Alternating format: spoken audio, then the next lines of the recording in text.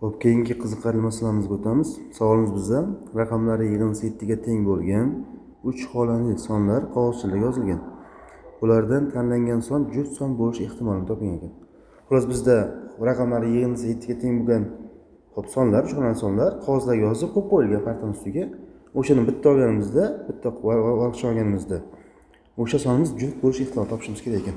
Demak, hamma o'sha mumkin bo'lgan qiymatlarni topib chiqamiz.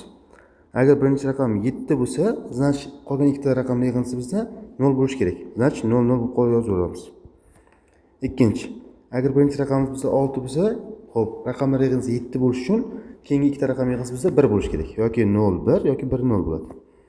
Agar birinchi raqamimiz 5 bo'lsa, keyingi raqamning yig'indisi bizda 2 bo'lish kerak. Bu qiymatlar bizda 0 2 bo'lishi mumkin, 1 1 bo'lishi mumkin, 2 0 bo'lishi mumkin. Agar bizda birinchi raqamimiz 4 bo'lsa, keyingi ikkita raqamimiz yig'indisi 3 bo'lishi kerak. Buning uchun bizda 0 3 bo'lishi mumkin, 1 2 bo'lishi mumkin, 2 1 va 3 0 bo'lishi mumkin. Agar bizda birinchi raqamimiz 3 bo'lsa, keyingi raqamning yig'indisi bizda 4 bo'ladi. 0 4, xo'p. 1 3, 2 2, 3 1 va 4 0 bo'lishi mumkin. Agar birinchi raqamimiz 2 bo'lsa, keyingi raqamning yig'indisi 5 bo'lishi kerak. Chunki o'sha 3 ta raqam yig'indisi bizda 7 bo'lishi kerak. 0 5 bo'lishi mumkin. Xo'p, 1 4, 2 3, 3 2, 4 1, 5 0 bo'lishi mumkin. Agar birinchi raqamimiz 1 bo'lsa, qolgan ikkita raqamning yig'indisi bizda 6 bo'lishi kerak bo'ladi.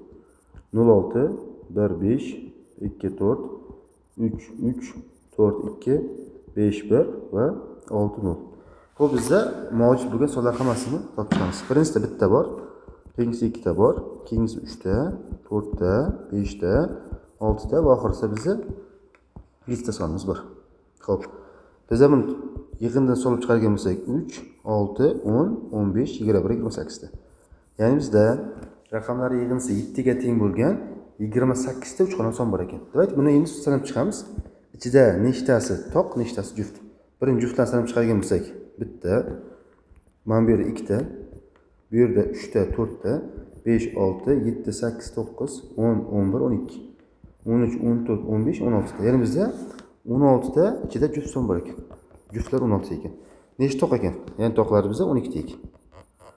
Endi qaraymiz. Aytyapti savolimiz bizda, xo'p, o'sha qog'ozlardan istalgan bittasini olsak, o'sha sonimiz bizda juft son bo'lsin ekan.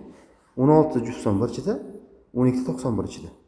Istalgan o'sha varaqchamiz juft son bo'lishi ehtimol bizda 16 taqsim 28 bo'ladi. Ya'ni bizda xo'p, juft sonlar sonining umumiy son nisbati bo'ladi. 4 ga qisqartiradigan bo'lsak, 4 taqsim 7 ga javob chiqadi. O'shaning ehtimolligi. Xo'p, o'sha varaqchalardan istalgan birini olganimizda 90 bo'lish ehtimoli bizda 12 taqsim 28 bo'ladi. Ya'ni bizda o'sha yerdagi toq sonlar sonining umumiy son nisbati bo'ladi. 4 ga qisqartiradigan bo'lsak, 3 taqsim 7 chiqadi. Bu bizda juft bo'lish ehtimol. Bu bizda toq bo'lish ehtimol.